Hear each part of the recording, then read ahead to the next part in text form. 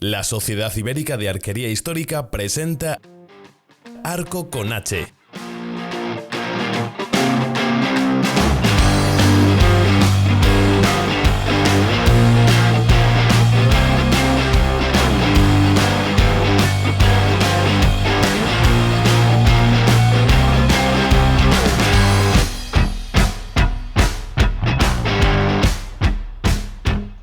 Bueno, pues hola a todos, bienvenidos a esta segunda temporada de Arco con H. Perdonad el retraso, hemos tardado un poquito más de lo que esperábamos en volver. Como veis, hay un formato totalmente distinto, ha cambiado un poquito, aunque las caras siguen siendo las mismas. Uno de los motivos por los que hemos hecho todo este cambio es principalmente pues porque nos resultaba muy complicado juntarnos todos, buscar huecos, hacer directos. Parece que no, pero un programa tan sencillito como lo que era aparentemente Arco con H, pues tiene una configuración que es un tanto complicada. Han ocurrido muchas cosas durante este tiempo. Ha habido, pues, hemos pasado por COVID, desplazamiento de unas ciudades a otras, problemas familiares diversos. Han ocurrido cosas buenas también. Tenemos nuevos integrantes en SIA. Desde aquí felicitar de nuevo a Fer por su nuevo hijo, su nuevo arquero. Y entonces todo esto, pues al final ha hecho que nos resulte muy complicado reunirnos. Entonces hemos optado por hacer este formato, que es un poquito distinto. En primer lugar, la primera gran diferencia que ya estáis viendo es que no es un directo, sino que es un programa que está grabado. Esto nos permite pues estar grabando a unas horas un poco más intempestivas o cuadrar un poquito mejor los horarios. Por otro lado, hemos decidido que estaba muy bien lo de tener muchos temas. Teníamos 3 temas, había una gran variedad, pero por un lado llevaba tiempo grabarlos y prepararlos. Por otro lado, era muy complicado condensar toda esa información en tan solo 8 minutos. Entonces, había veces que quedaban temas pues un poquito densos o que teníamos que estirarlo en varios capítulos o que teníamos gente como Isma que se saltaba a la torera sus 8 minutos y se iba a los 15, 16 sin temblar. Así que hemos decidido hacer este pequeño cambio de formato. El formato ahora, aparte de ser un programa en diferido, lo vamos a reducir bastante. Lo vamos a reducir en contenido. Vamos a intentar tener en todos los programas un invitado que nos hablará un poquito de él y de las cosas que tienen relacionadas con el tiro con arco, obviamente. Y tendremos un tema. En este caso, para hacer la prueba, pues tenemos como tema. Me lo voy a mirar porque realmente para mí en mi cabeza sigue sonando Arquería Vikinga, que es una cosa así como muy molona, pero realmente el tema es el arco de la juventud escandinava y estará Borja Patrón hablando de él. Hola Borja, ¿andas por ahí? Muy buenas, un placer estar aquí otra vez.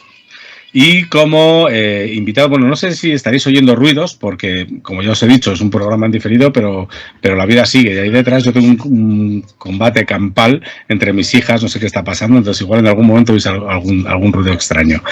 Por otro lado, como invitado, hay muchísima gente dentro del tiro con arco muy interesante, que nos puede contar cosas muy chulas, pero nuestra primera opción era buscar dentro de casa, porque tenemos a una persona que probablemente la estáis viendo en pantalla, ya veremos cómo hacemos la configuración.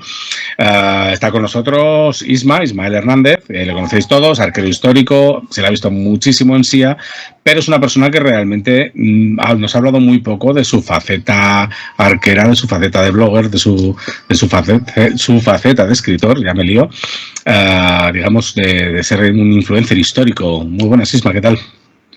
Pues ahora flipando con lo de influencer histórico, nunca me lo había planteado. Mola, me ha salido así un poco sobre la marcha. Además me parece un concepto muy guay porque es como ser un moderno viejuno, o sea, es como... Sí, me define muy bien. Yo los viernes a las 11:30 de la noche ya me duermo, así que claro, que me casa. Es como ser un influencer, que es una cosa muy moderna, ¿no? ¿Y de qué? No, yo de arquería histórica, es un poco... Entonces, estos van a ser los temas que vais a ver hoy en este nuevo formato. Si tenéis algunas dudas también, aprovecharemos al final, ya que hemos perdido un poco la frescura del directo, a través de nuestras redes sociales, a través del códex, os pondremos por aquí la información, correo electrónico, cualquier forma de las que tenemos normalmente de contacto, podéis hacernos llegar dudas, preguntas, temas de los que hablar. De hecho, hemos recogido, como hoy sabíamos que la introducción iba a ser un poquito larga, hemos cogido solamente un tema, una curiosidad que se planteó en su día en el Codex, ya hablaremos de ella. Y espero que os guste este nuevo formato. Así que, señoras y señores, sin más dilación, empezamos a hablar de nuestro compañero Ismael Hernández Rueda. Preséntate tú mismo. Yo te he hecho una pequeña presentación, pero vamos a hablar hoy un poquito más de ti. Nos vamos a centrar en tu carrera dentro del tiro con arco histórico. No sé, cuéntanos. ¿Qué me he saltado? Bueno, ¿dónde vienes? Yo lo primero que quiero pedirle disculpas a la gente de SIA, que ya me tienen más visto que todo, pero bueno, yo creo que hoy voy a intentar aportar algo nuevo y algo interesante. Bueno, lo del tiro con arco histórico en mi caso es un poco de rebote, porque yo en un principio no sabía, cuando empecé a tirar con arco no sabía ni que existía el tiro con arco histórico. Así que fue como un proceso de casualidad tras casualidad. Empecé a tirar cerca de donde estoy ahora, ahora estoy en Granada y a 1 hora está mi pueblo y ahí hay una fortaleza, pues ahí tiré en una feria por primera vez. Y hay que aclarar además que tú has hecho muchos movimientos, porque tú eres de familia de origen andaluz, pero, bueno, no sé si nacido, pero has vivido gran parte de tu vida en Barcelona, si no recuerdo mal, y ahora te acabas de mover recientemente a Granada. A Granada ciudad, sí, ahora... Aquí veis una ventana, pues desde aquí veo la Sierra Nevada, literalmente. Y, hostia, cuesta acostumbrarse, ¿eh? Al principio, evidentemente es un cambio mejor, ¿no? Pero al principio yo flipaba. La cuestión es que, pues, empecé a tirar en el mismo campo que Ángel de la Llave, que lo conocerá mucha gente de la arquería primitiva, y él fue el que me dijo, sí, está muy bien esta arquería moderna, pero coge este palo con una cuerda, ¿no? Y entonces ahí, pues, empecé, pues, a coquetear con la historia que siempre me ha gustado aplicada al tiro con arco, y eso es lo que poco a poco, ¿no? Pues ha ido generando mucho interés en mí y ha ido permitiendo que vaya haciendo una biblioteca arquera, que es la que me permitió pues conocer todo lo que sé y pues en el ínterin escribir el libro del que en breve vamos a hablar un poquito. Exacto, el libro, yo siempre te lo he dicho, el título me parece un tanto peculiar. Probablemente yo tengo el filtro puesto de cámara, con lo cual no sé si se verá, aparece por aquí, pero bueno, luego lo pegaremos por aquí en algún recuadro y mandaremos un enlace. El arquero histórico, breve introducción al arte de la arquería histórica, que a mí yo siempre decía, lo de poner breve en un título tan esdrújulo me pareció una cosa muy curiosa. Porque soy gongorino, tío. Debe ser. Yo lo que quiero saber, o lo que me parece curioso, es cómo se pasa de una cosa a otra. Es decir, todos los que estamos aquí tiramos con arco histórico, estamos interesados en el arco histórico. Todos, o casi todos, hemos empezado desde la arquería moderna, tirando con recurvos, con ventana, etcétera. Pero a muy pocos les da por decir, voy a montar un blog. Me voy a llamar el arquero histórico y voy a tirar. O sea, ¿cómo es ese proceso? ¿Cómo pasas de ser un poco el alumno dentro de la arquería histórica a ser un maestrillo, ¿no? A ser una persona que difunde, vamos, un influencer histórico. Sí. Bueno, pues yo me dedico al community management, ¿no? Yo trabajo gestionando redes sociales de empresas y entonces cuando estaba estudiando un posgrado con el que pretendía formarme como community manager, pues había un ejercicio que era monta un perfil de Facebook y de Instagram y consigue 100 seguidores en un mes o una cosa así. Daba mucho tiempo que decía, joder, ¿cuánto tiempo? ¿No? Pero bueno. Entonces, yo en aquel momento llevaba las redes sociales de varios partidos políticos, ¿no? Por trabajo y tal. Y decía, me apetece un tema que no tenga absolutamente nada que ver con lo que hago en mi día a día. Y miré así y en mi antigua casa y decía, coño, si yo aquí tengo los arcos colgando, pues vamos a hacerlo de tiro con arco. Y fue así, conseguí sacar buena nota en ese ejercicio y después de ese tiempo, creo que eso fue un mes o un par de semanas, dije, pues esto lo puedo yo continuar. Y con la tontería, pues empecé. En aquel entonces tenía más tiempo que ahora. Ahora llevo tiempo que no publico. Hace, de hecho, una semana que he retomado las Instagram Stories, porque es que con el tema de la mudanza y todo es que no he tenido tiempo y cuando he tenido tiempo estaba demasiado cansado como para ponérmelo a escribir. O sea, que me estás diciendo que si ese ejercicio hubiera tenido mala nota, arquero histórico no habría continuado, habría muerto ahí. No, le hubiera echado la culpa a los profes por no saber apreciar la belleza del tiro con arco y hubiera seguido para mi bola. O sea, que muy de acuerdo en eso. Sí, bueno, pues, claro, además, aquí te juntas con otro, claro, yo, pese a que yo creo que sigo a día de hoy teniendo pesadillas con exámenes, y esto es un dato cierto, claro, yo hace mucho tiempo que ya dejé los estudios, dejé la universidad, pero Borja está todavía en ese loop, está en ese mundillo. Acabas de terminar un máster en no sé dónde, porque para mí todo suena como súper no está en Oxford, no sé dónde te has hecho el máster. En York, en el norte de Inglaterra. Sí. Oye, la ciudad donde es ilegal, si eres irlandés, llevar un longbow dentro de las murallas, porque te pueden matar entonces. Esas costumbres me parecen preciosas. Cuando estuve en Islandia descubrí que en Islandia, si eres vasco, te podían arponear. Dije, hostia, es verdad. Sí. Y tú también te has hecho un máster sobre algo, o sea, sí que estaba relacionado con tema medieval también. Sobre estudios medievales, que es un poco como aproximarse a la Edad Media desde diferentes disciplinas, arqueología, historia, filología. Y yo mi TFM se lo colé de tiro con arco, que me decían rollo, pero tiro con arco... Se quedaban así loquísimos porque era como, no tenemos ningún especialista, y yo...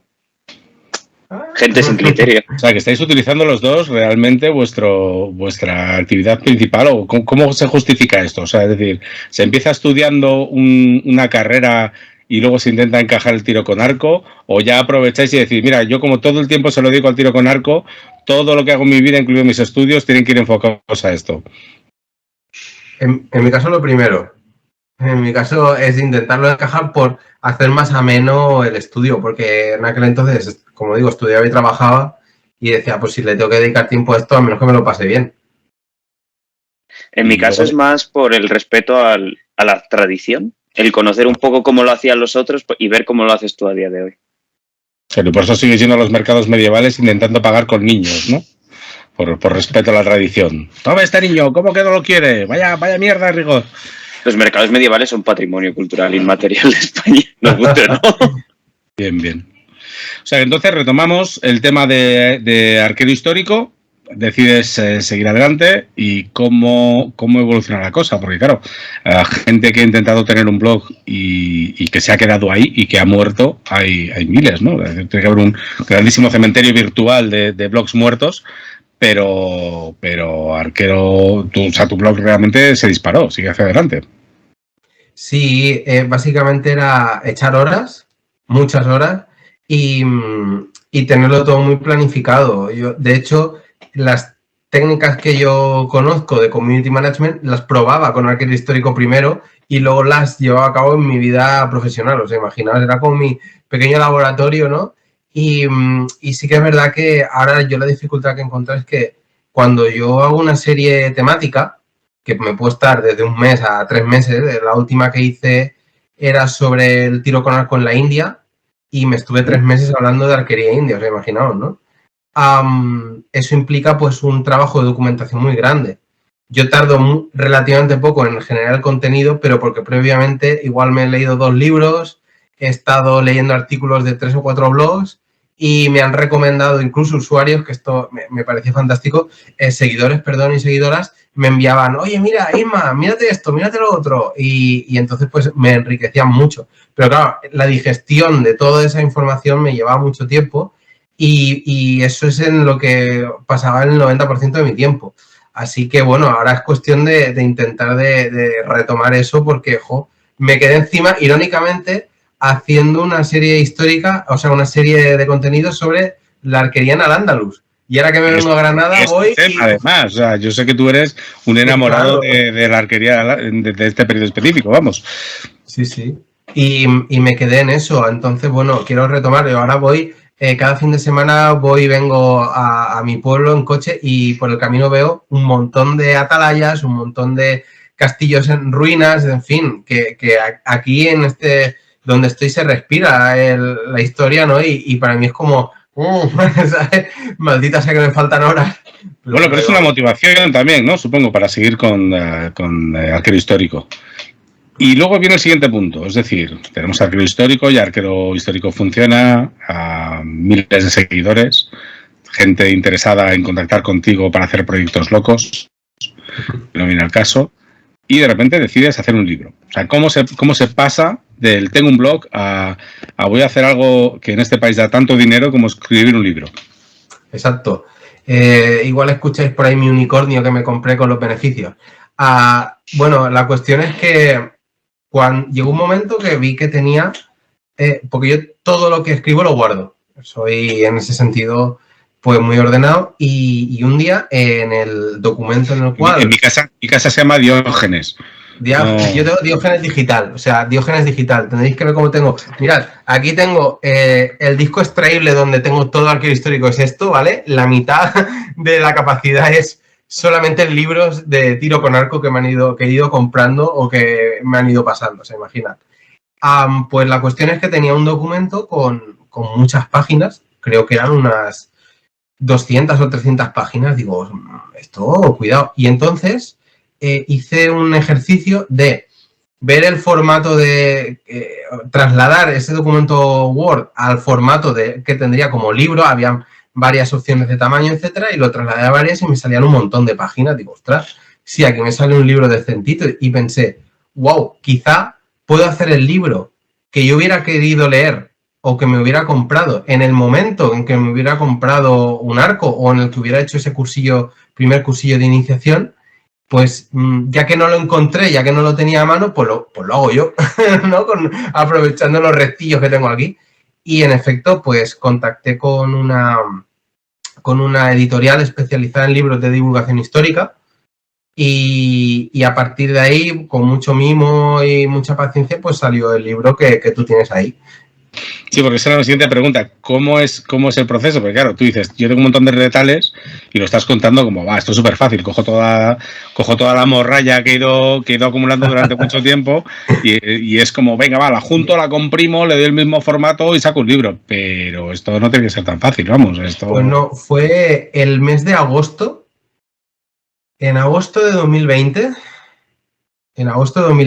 me pasé el verano trabajando, ¿vale? Lo que pasa es que tenía menos carga de trabajo, hacíamos menos horas y entonces las tardes libres que pues me las pasaba, o sea, de verdad me pasé ese mes acostándome a las 1000 de la noche solamente, me vino como una especie de, yo qué sé, como una especie de borrachera, ¿no? Y me estuve pues pasando lo que eran las publicaciones a formato libro, ¿no? Con la redacción curada, ¿no? Con todo bien redactado. Y fueron muchas horas, pero se me pasaban primero volando y luego me lo pasaba pipa. O sea, es que yo disfrutaba porque era como, estaba escribiendo para mí. Como digo, ¿no? El libro este que yo hubiera querido tener en mis inicios con 16 años y que no tenía. Entonces, vamos, yo me lo pasaba pipa y en ningún momento me preocupé de, wow, esto le gustará a la gente, tendrá buena acogida. Yo estaba escribiendo para mí pensando en enseñárselo a mi gente con las que tiraba habitualmente, ¿no? A vosotros y tal. Y estaba tan ilusionado que nunca pensé, wow, igual tengo mala crítica. No. Con todo el cariño del mundo, ¿sabes? Que eclipsaba todo lo demás. Y luego al final me alegro porque la recepción que he tenido ha sido buena. Ha habido poca gente que aparte de algún fallo de edición, de maquetación, que pues evidentemente los tiene, ¿no? Pues somos humanos, pero nadie todavía me haya dicho, vaya Sofía de libro, no sé ni por qué has tirado el tiempo en hacer esto. No, al contrario. Me han dicho, ¿cuándo la segunda parte? Y yo, pero por además es sorprendente porque además lo estás vendiendo. A ver, nosotros, otra de las cosas que no hemos comentado es que una de las ideas que tenemos para esta segunda temporada es pasar un poquito la frontera del formato vídeo y pasar las cosas a audio. Entonces, para la gente, si lo terminamos haciendo así, para la gente, si hay gente que lo escuche solo en audio, por favor, esta parte, vedla en vídeo, porque realmente tú le ves la cara a Ismael explicándolo y se le ve como ganas, se le ve emoción, pero realmente lo que te está diciendo, si lo analizas fríamente, es, no, hombre, yo tenía un montón de cosas ahí guardadas, las mezclé, lo he hecho para mí, yo no pensaba en nadie, me importaba un carajo, esto era para mí, solo para... Te está vendiendo el libro un poco mal, amigo. Bueno, ojo, cuidado, mira, voy a citar a Paco de Lucía, que no sé si lo sabéis, pero yo toco flamenco. Y entonces, pues bueno, evidentemente es uno de los que siempre escucha. Y entonces Paco siempre decía que él cuando tocaba bien, era en el escenario, ¿no? O grabando, donde fuera, era cuando se olvidaba de que tenía gente delante. Y él tocaba para sí mismo, ¿no? Para disfrutarse él de lo que tocaba. Y así fue como hizo sus grandes obras. Así que humildad aparte, ¿no? Pues, oye, aquí De manera, la eso lo puedes cosa... decir cuando eres Paco de Lucía, me refiero. Es decir, no, yo es que Claro, cuando toco claro. bien, no, tú tocas bien en todas partes, tío, ¿sabes? Ojo, es que tú no has escuchado cómo suena mi arco cuando yo suelto. Suena Claro, muy claro. bonito, ¿eh? Que a lo mejor es el Paco de Lucía de la arquería histórica. Si Te no estoy miras la buscando, diana, si tú no miras la diana, lo que tú quieras. te estoy buscando unos títulos que son una pasada, ¿eh? O sea, eres el Paco de Lucía de la arquería histórica, el influencer histórico. Voy a tener que entrenar mucho para cuando Borja vaya con su tema. Borja, a ti te llamaré, no sé, el escaldo decía, no sé. A mí llámame como quieras, pero llámame. Pero no me llames temprano, ¿no? Pues si Eso. queréis, aprovechamos, Borja, y hacemos aquí una pequeña pausa en la entrevista con Ismael para que también él ahora coja un poco el rol de machacador y también te pueda hacer preguntas y molestarte y trolearte.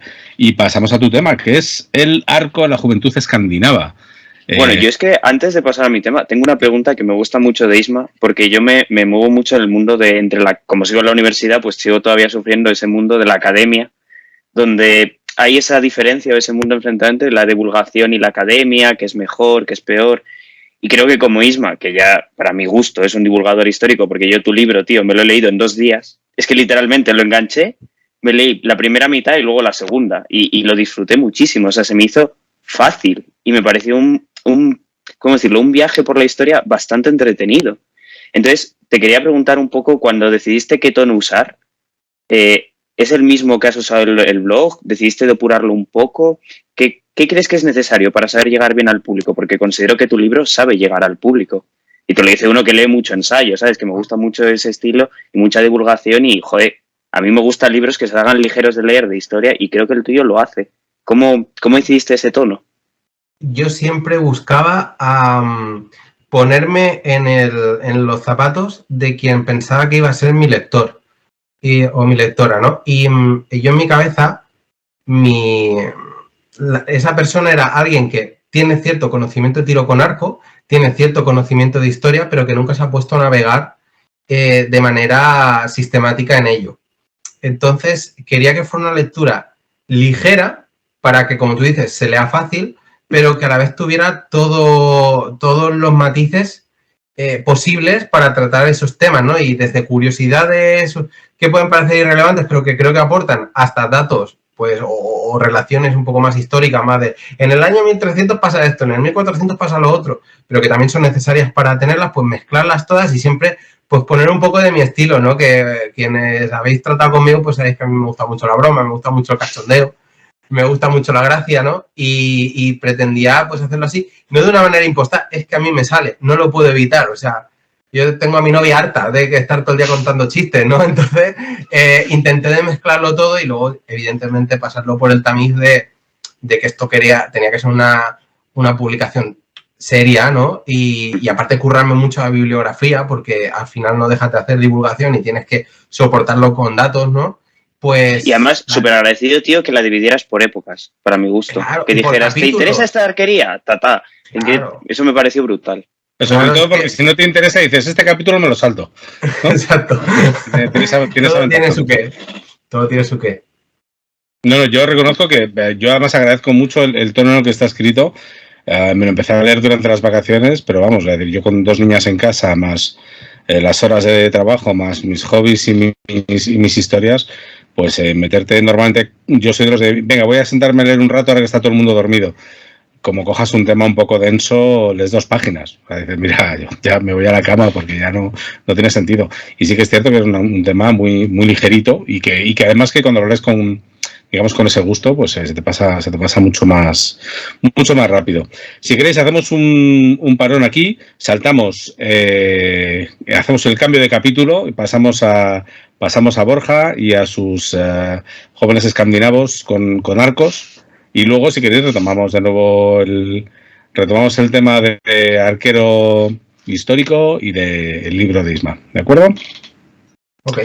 Me parece Borja, perfecto. este es tu público. Bueno, lo primero, como siempre, el agradeceros el permitirme estar aquí. Y hoy he querido centrarme un poco, ya que la arquería vikinga me parece un tema muy amplio que no daría para mucho tiempo, o sea, daría para muchísimo tiempo y no tenemos tanto. Entonces lo he decidido centrar un poquito y vamos a ir un poco por fases y vamos a empezar con la juventud, ya que parece como que los vikingos nacían siendo vikingos, pero no. Es barba, ¿no? Hay tíos potentes. Ojalá, con el hacha nacían en la mano los niños. Aunque vais a ver que un poco así, porque lo que vemos es que en la sociedad escandinava o sociedad vikinga, lo militar tiene muchísimo peso, es bastante claro. Su panteón de dioses, la mayoría tienen atributos de guerreros. Si la palmas, te vas a un sitio en el que la diversión es pegarte con tu gente porque vas a revivir al día siguiente hasta la batalla final. Entonces, los jóvenes sabemos que entran en contacto con un ambiente muy belicista, muy temprano, y eso hace que se acaben involucrando tanto en lo que es los trabajos del hogar, la agricultura, la ganadería, pero también en las propias operaciones militares, como vemos en muchas sagas donde hermanos se van juntos a vivir la vida, a hacer raids por ahí y a traer riqueza al hogar. Pero bueno, por ir un poco por orden, lo primero que habría que preguntarse es si había una diferencia entre lo que es un joven y un adulto en esta época.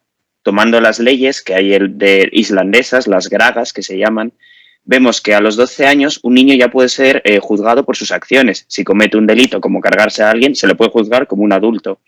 Pero dice que a los 16 es cuando pueden empezar a heredar tierras y posesiones familiares.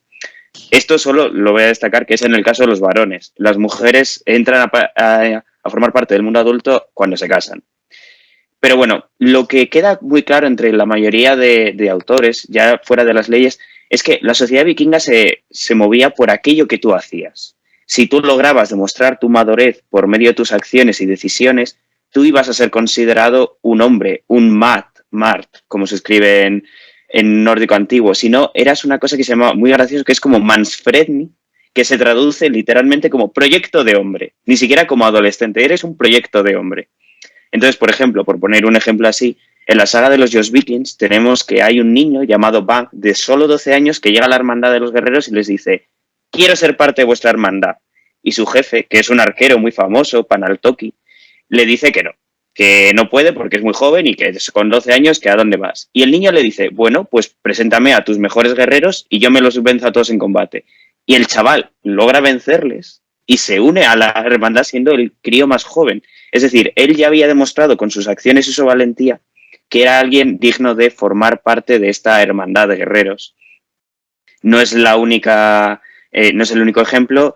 Tenemos que hay un caso contrario, un tal Thordar, que en la saga de Kakakala, ojo con el nombre, con 16 años rechaza apoyar en combate a su señor porque dice que él acaba de abandonar la infancia y que él no está preparado para ir a la guerra. Entonces, esto que estás contando es un poco hermano mayor, ¿no? O sea, es como el hermano mayor del siglo X. Como... Tal cual. O sea, estoy imaginando por ahí a un tipo por detrás. No, hombre, chaval, no seas cabeza loca, tal. No, al contrario. O sea, los vikingos lo que decían era cabeza... O sea, no, chaval, pero ¿cómo te vas a quedar en casa? Pero vete ahí a una batallita. Sí, me refiero a cabeza loca. Eso. Con alguien. Me refiero a eso, ¿no? No seas cabeza loca. ¿Cómo que te vas a hacer ganadero? ¿Cómo que te vas a quedar aquí? Móntate en ese barco y vete a arrasar abadías, ¿no? Claro, entonces... Y es muy curioso, o sea, Orenfal, que es un investigador del mundo escandinavo, tiene una frase que me encanta, que es: uno no nacía hombre, sino que llegaba a ello a través de un duro aprendizaje y la experiencia en batalla. Entonces, ¿esto cómo lo vemos en lo material? Pues ya por empezar a meter un poco el tema del arco aquí, en Novgorod, que es un asentamiento rus, considerando que los rus son parte también de la sociedad escandinava, en este sitio se encontraron todo tipo de juguetes de madera.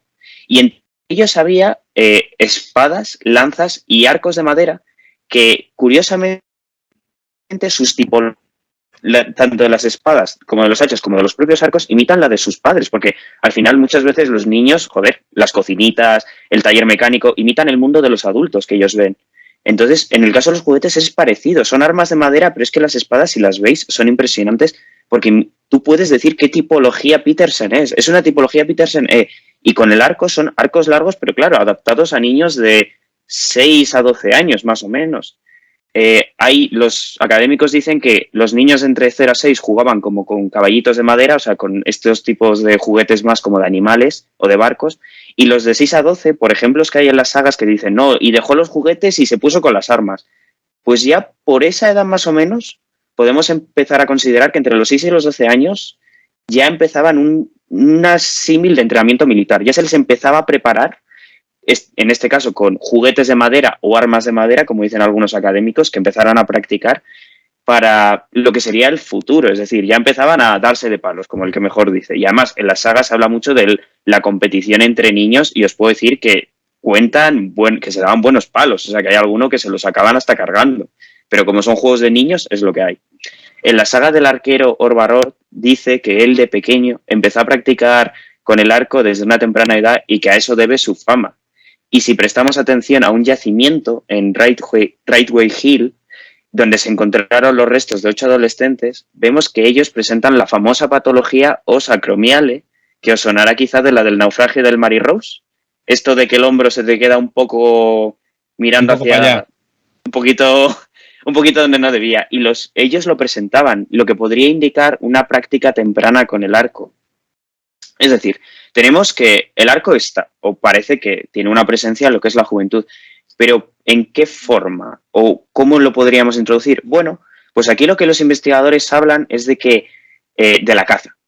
Ellos hablan de la actividad de la caza entre los jóvenes como un modo de símil de lo que sería una batalla. Primero creas lazos de hermandad, cazas con tus futuros compañeros de raids y para cazar usas diferentes tipos de armas, como el arco o las jabalinas. ¿Qué se encuentran en las tumbas de aquellos niños que se han excavado? Puntas de flecha y puntas de jabalina. ¿Cómo se interpreta esto? Como que el ajuar al final no deja de ser un poco la simbología de lo que ibas a ser o de lo que eras en ese momento. Un guerrero, un sacerdote. Pues para los niños era como el proyecto de lo que sería un futuro arquero, un futuro guerrero. Entonces, como solo aprendieron a manejar las armas que se empleaban en la caza, que serían el arco y las jabalinas, pues les enterramos con esas armas. Es una interpretación, pero es cierto que es muy constante la aparición de las puntas de flecha en tumbas infantiles. Y esta es la única idea que se les ocurre, porque la caza es fuerza, porque muchos fardan de ser capaces de abrir grandes arcos, es ser certero, es decir, ya no es solo ser muy fortote y muy bruto, sino que tienes que tener paciencia y apuntar bien, aunque nosotros los arqueros históricos pasemos de esa parte. Y también tienes que tener rapidez, tienes que saber moverte, tienes que tener estrategia, tienes que saber coordinarte con tus compañeros. Es decir, para ellos es la actividad por excelencia y en las sagas no dejan de repetirlo. No dejan de repetir lo importante que es para ellos que sepan y logren ser buenos cazadores para luego desarrollar su rol como guerreros en la batalla. Pues también decir que además la caza, que es una actividad diaria, o sea, me refiero, tú cuando pues los niños en esa época, en el momento que un niño tiene 8 o 10 años, tienen que empezar a trabajar en casa, me refiero, ya sea ordeñar rebaños, batir leche para hacer mantequilla o conseguir carne, ¿no? Entonces yo veo como normal que les empiecen a enseñar a manejar el arco. Lo que me parece curioso es que nunca tenemos la imagen del vikingo cuando se va a hacer una raid, cuando se va a hacer el vikingo.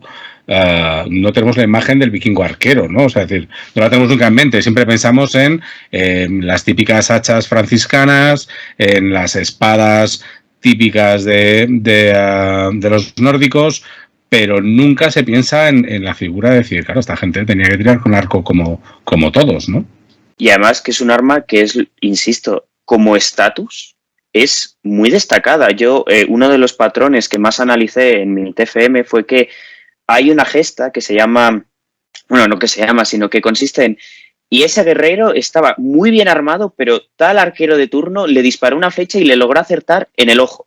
O sea, siempre que aciertan en el ojo es como, es claro, pero luego son las sagas, o sea, es decir, que porque yo lo he dicho siempre, es decir, a mí sí que es cierto que la cultura nórdica me gusta mucho, me parecían que eran grandes comerciantes, eran grandes navegantes, pero también eran unos flipados. O sea, es decir, tú te pones a ver las sagas del famoso Ragnar, ¿no? Que todo el mundo ha conocido en Vikings, pero te pones a leer la saga de Ragnar Calzas Peludas y contra las películas que dices, mira, es decir, si me parece muy guay, es decir, que tú eras un guerrero muy valeroso, pero, hombre, te estás columpiando un poco, ¿no? Que también claro, por eso las sagas no son la única fuente a la que uno debe acudir, pero es cierto que son un reflejo de lo que podría pensar en ese momento la sociedad y sobre todo es quitar esa imagen de que el arco no era común en Escandinavia, cuando es todo lo contrario.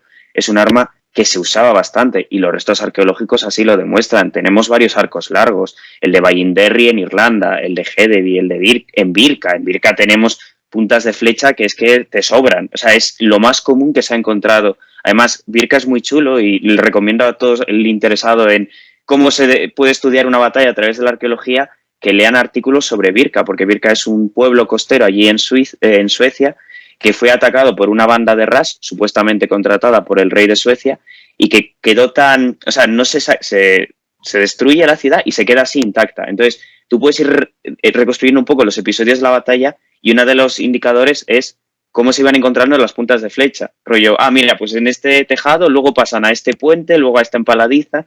Entonces, pero que hay muchísimas, pero una barbaridad de puntas de flecha, lo que muestra que era muy amplio el uso del arco, y tanto del arco largo como parecen indicar algunas investigaciones últimamente, el arco recurvo, corto, como se le quiera llamar, el arco recurvo, el de los ras. Bueno, como bien decías, eso es, o sea, es decir, los Rus, que yo lo termino simplificando todo, que es como los he conocido, porque todo ha sido por lectura, a fin de cuentas tienen un contacto muy estrecho con culturas asiáticas, ¿no? Con lo cual es bastante razonable que se contagien un poco de esos arcos recurvos que tanto le gustan a Isma. Yo es que voy a morir defendiendo que los ras son suecos. O sea, la gente es como, no, los ras son eslavos. Es una mezcla, es cierto. Pero qué pueblo en aquella época tampoco tenía mucha mezcla. Entonces, los ras se les puede llamar vikingos, o por lo menos al principio tenían mucho peso de la cultura escandinava. Sí, luego todas las culturas, es decir, todas las expediciones que se hicieron, que llegaron hasta Constantinopla y que hacían realmente labores de guardaespaldas principalmente, ¿no? Entonces ahí tiene que haber un contacto muy, muy serio, y que estamos hablando de una cultura que principalmente tiene un espíritu muy práctico, con lo cual no es como otras culturas que dicen, no, es que no utilizo un arco porque no es un arma noble, ya, pero si yo te puedo matar a 100 metros, no me molesta en acercarme. ¿Sabes? Aparte, es que ellos lo valoran. Claro. Por lo que tengo entendido, las expediciones de saqueo vikingas no acostumbran a buscar una gran batalla campal o un asedio a una ciudad, sino vamos a ir a un sitio que esté desprotegido, atacamos rápido, robamos lo que podamos y nos largamos con el mínimo de baja. Y para ese tipo de operaciones el arco es fantástico. Para ablandar una posición, para, qué sé yo, crear una distracción, para luchar de una forma lo más segura posible. Entonces, es que a mí me encaja perfectamente, vamos. Y sobre todo es una cosa que se cuenta ya no tanto en sagas, pero si tú vas a temas como Vikingos, que salvando mucho las distancias de los estilismos, etcétera, sí que tiene cierto, cojámoslo muy con pinza de rigor, o con novelas como la de sajones, vikingos y normandos, etcétera, te cuentan un poco el concepto que tenían, de decir, mira, vamos en un barco, vamos a desembarcar a miles de millas de nuestra casa y somos 80. Con lo cual, si yo entro en un pueblo y mato a 15, pues he matado a 15. Pero si es que a mí me matan a 10, ya no somos 80, somos 70. Entonces, claro, la cosa se va poniendo jodida, sobre todo porque hay muchos tramos fluviales, etcétera, donde tú tienes que ir a remo. Entonces, claro, llega un momento en el que esta gente decía, bueno, señores, ya han muerto suficientes, nos vamos a casa, que si no, no volvemos. ¿Sabes? Es como que el barco, el Drakkar entra en reserva. ¿Sabes? Entonces, es como de, no, todos para casa, que esto no... En las propias batallas navales, hay muchas batallas navales en la era escandinava, obviamente, cuando da tanto uso del barco. Y el arco es el arma más común en estos casos, el arco y la jabalina también, pero se habla mucho de eso. Y, por ejemplo, en la batalla que libra el rey Olaf el Santo contra un rival, un conde rival, se habla de un arquero, Einar, que a pesar de lo joven que es, que de aquí de nuevo se remarca que es muy joven, su habilidad con el arco le permitía estar en el barco real con los mejores guerreros defendiendo a su rey. Y bueno, luego ya obviamente pues hablan de una gesta en la que fue capaz de matar a un conde, pero entonces un arquero finés de nombre Finn le dispara y le parte el arco. Dice, no le quiero matar porque es un gran arquero, pero voy a matar a su arco, y así le he desarmado.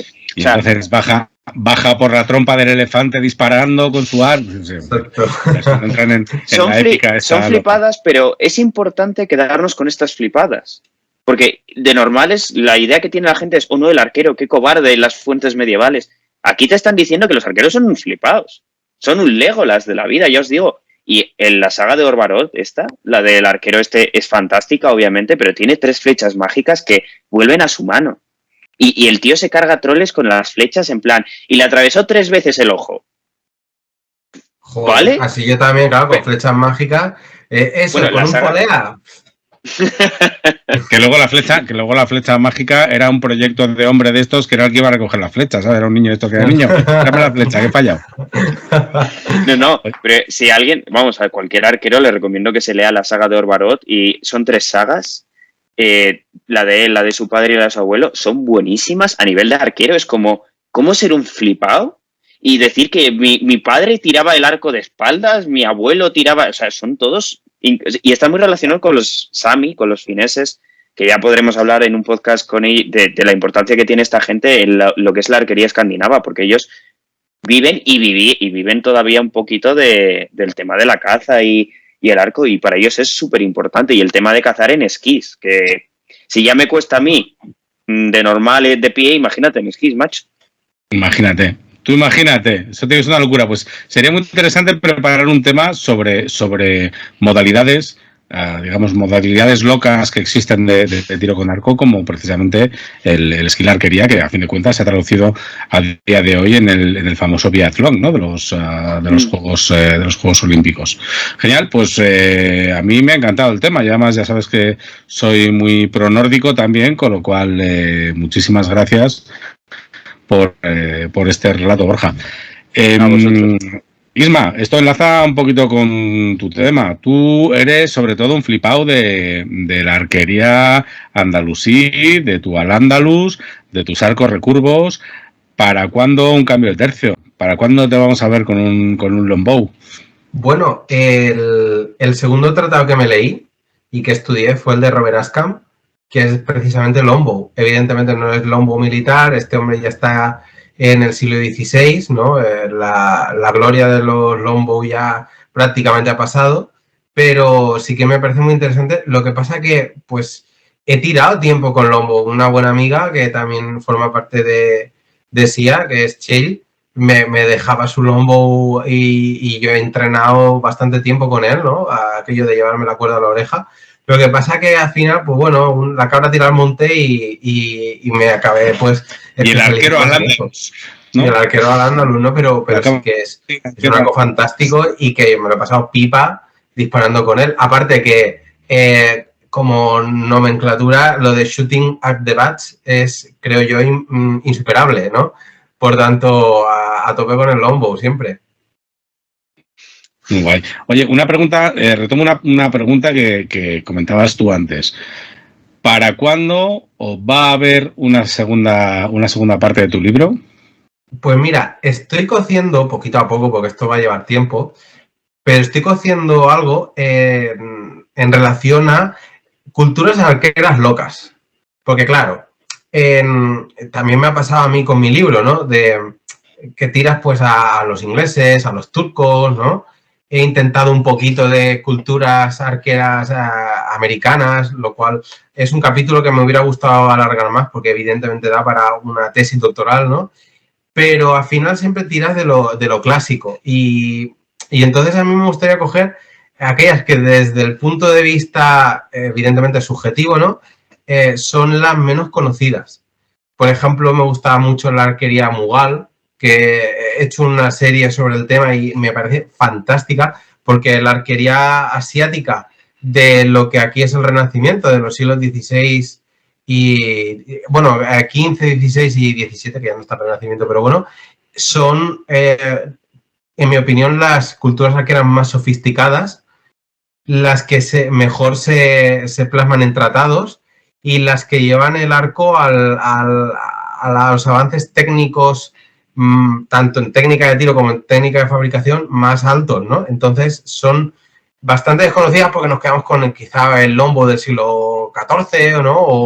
O el arco de los mongoles, pero piensa que igual 300 años más tarde eso que está ahí ha evolucionado a cosas mucho más trabajadas, ¿no? Y eso es una cosa que me gustaría a mí, que me gustaría explorar más, o por ejemplo, todo lo que concierne a los hankyu, a los arcos cortos japoneses, pues siempre estamos con el arco largo, pero también había un arco corto, ¿no? Que se empieza a utilizar a partir del siglo XVI por influencia de los coreanos. En fin, una serie de tradiciones y culturas arqueras que son muy interesantes, pero que hay que excavar un poquito para sacarlas. Imagínate, sobre todo los japoneses, tú imagínatelos en plena batalla, ahí con un arco asimétrico de 2 metros diciendo, espera, perdona, que es que me tengo que desnudar un poco porque si no, no tiro bonito, ¿sabes? Claro. De hecho, Hankyu, voy a hacerme un auto-spoiler, pero es que en sus combates contra los coreanos y contra chinos se dan cuenta de lo sumamente incómodo que es ese arco fuera del contexto japonés. Hombre, y sobre todo que te has ido a zurrarte con los coreanos, ¿sabes? Que si hay alguien en este planeta que tira con un arco como Los Ángeles, son precisamente los coreanos. Claro. Entonces hay que adaptarse y bueno, pues de ahí sale una tradición arquera, ¿no? Muy, muy, muy interesante. Y en fin, que daría para mucho. Total, que en la segunda parte querría que fuera por esos derroteros. Lo que pasa que, ya digo, estoy teniendo dificultad con la generación del contenido desde hace ya bastantes meses por todos los cambios personales que he vivido y confío en poderlo retomar en breve. A más tardar en un par de meses querría retomar el ritmo de publicaciones habitual y que eso deriva ahora, ¿no? en ese segundo libro. Todo está por ver. Buah, ¿cómo necesito ese libro en mi vida? No lo sabía hasta ahora. Oye, lo mío es peor, yo necesito tiempo para leerlos. Últimamente me he dado cuenta que muchos libros, me estoy comprando muchos libros sobre arquería y es que no tengo tiempo para leerlos. Y tengo muchos, tenía libros pendientes igual de hace casi 2 años, que los estoy cogiendo ahora, que ya mis niñas ya son un poquito mayores y ya me dan margen y lo estoy gozando como un salvaje. Pues Isma, ¿tienes para escribirlo lo que tardo yo en ponerme al día con mi lista de lectura, amigo?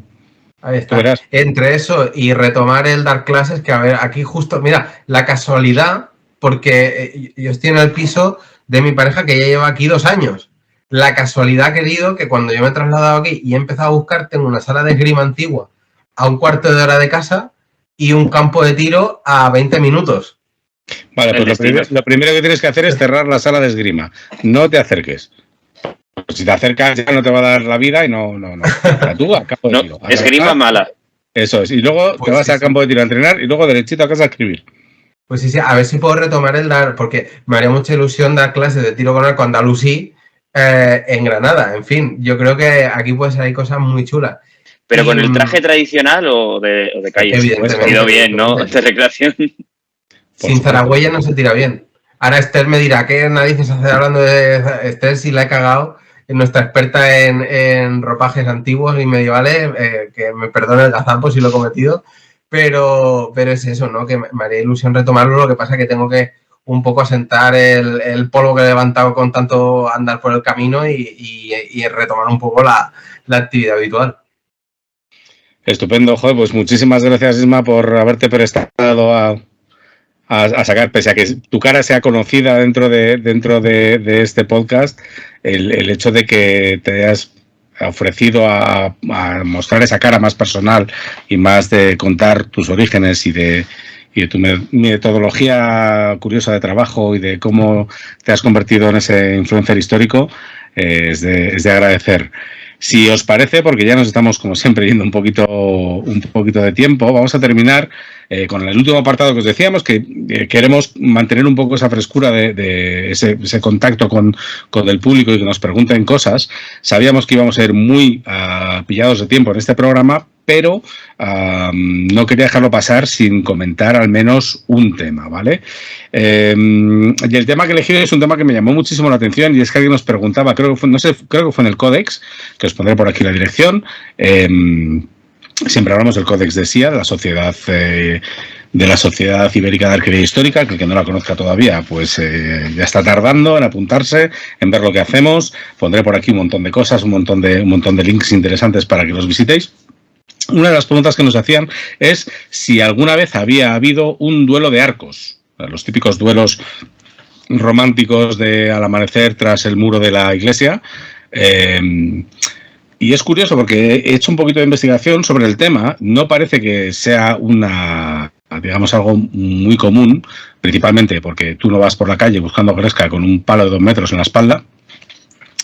que suele ser un poquito incómodo, y por otro lado, pues porque siempre se relaciona mucho el tema del, como comentábamos antes, el tema de los duelos con el honor, ¿no? Y hay muchas sociedades, muchas culturas que no consideraban el arco como algo honorífico. Sin embargo, he encontrado un artículo de un periódico que me ha parecido una joya, porque esto viene de los datos bibliográficos del propio periódico, que se llama The Scottish Journal Topography, Antiquities and Traditions, y el periódico al parecer todavía está vigente, ¿vale? Y tiene un recorte, el periódico es el número 6, tiene un recorte del sábado 9 de octubre de 1847, en el que hay un artículo que habla de un duelo de arcos, un duelo de arcos y flechas, que fue el 10 de febrero de 1791, y paso a leeroslo, pondré aquí pantallazos, os enseñaré el original. Básicamente lo que dice es que 2 caballeros se encontraron en los prados de Edimburgo equipados con arcos y flechas para decidir un punto de honor. Fueron acompañados con los padrinos y llevaron también equipo quirúrgico, supongo que algún tipo de médico o enfermera, en caso de que tuvieran que atenderlos. Y la frase literal es: en caso de que su artillería india probara en algún momento ser efectiva. ¿Vale? Continúa diciendo que después de un intercambio de 3 disparos totalmente sin daño alguno, las 2 partes decidieron que su honor había sido satisfecho y que retiraron su punto de honor y se debió ir cada uno por su lado. Entonces, básicamente, ahí ya algún artículo continúa diciendo que se ve efectivamente que esta es un arma que se ha quedado rápidamente anticuada, etcétera, etcétera. Pero vamos, que prueba que realmente puede que el mejor duelo que puedas hacer en tu vida, por lo menos en cuestión de épica, sea tirarle 3 flechazos a otra persona, fallarlos miserablemente y luego decidir que con eso ya tu honor está satisfecho y te puedes seguir yendo a beber, porque esto sobrio probablemente no lo hagas. Así que, pues ya está desvelado el misterio de si ha habido alguna vez duelos de tiro con arco. Y yo creo que con esto pues ya nos ha quedado un primer programa de la segunda temporada bastante curioso. Veo que a Ismael le empiezan a hacer llamadas de atención, le están haciendo ya toquecitos. A mí yo quería añadirte solo una cosa. Este duelo arquero ha sido completamente... no ha sido sangriento, ¿vale? Pero la gente que se quede con ganas, que busquen duelos arqueros de las guerras Genpei, no sé cómo se pronuncia de verdad, en el Japón del siglo XII, en el cual en esa época sí que era habitual duelos arqueros a caballo, por más INRI. La costumbre era que un arquero de cada ejército salía de las filas, gritaba su nombre, su linaje, su apellido, etcétera, y se enzarzaba flechazos con el que tenía delante hasta que uno de los dos acababa tieso. Así que... Cómo me gusta a mí la época de los ninjas, o sea, que los ninjas llegaban, mataban y se iban, y no había ninguna historia de que tú tienes que salir aquí y decir todo tu linaje, tú mataste a mi padre, pero párate a morir, tal, ¿sabes? Los 8 apellidos japoneses. Sí, es un poco eso, yo creo que hay una película ahí, seguro, vamos. En fin, pues chicos, si queréis, aquí lo dejamos. A todos los que estén viendo este programa, una vez más, gracias por estar aquí. Os dejaremos por aquí un montón de links de, como os decía, el Codex. No os olvidéis nunca del Codex. El Codex es el grupo donde compartimos absolutamente todo, aparte de nuestro grupo de WhatsApp. Si quieres saber más sobre SIA, entra a la página de SIA, que te pondremos por aquí, www.sia.ac. Os pondremos también el correo de contacto, todas las formas de contacto imaginables. Muchísimas gracias, Ismael, muchísimas gracias, Borja, por prestaros a arrancar esta segunda temporada, y nos veremos pronto en un siguiente programa. No sé si estaré yo presentando, estará Isma de nuevo, estará Borja. Si quieres tú, escríbenos, ofrécete para presentarte. Nos vemos con un poquito de suerte, a más tardar el mes que viene. Hasta luego.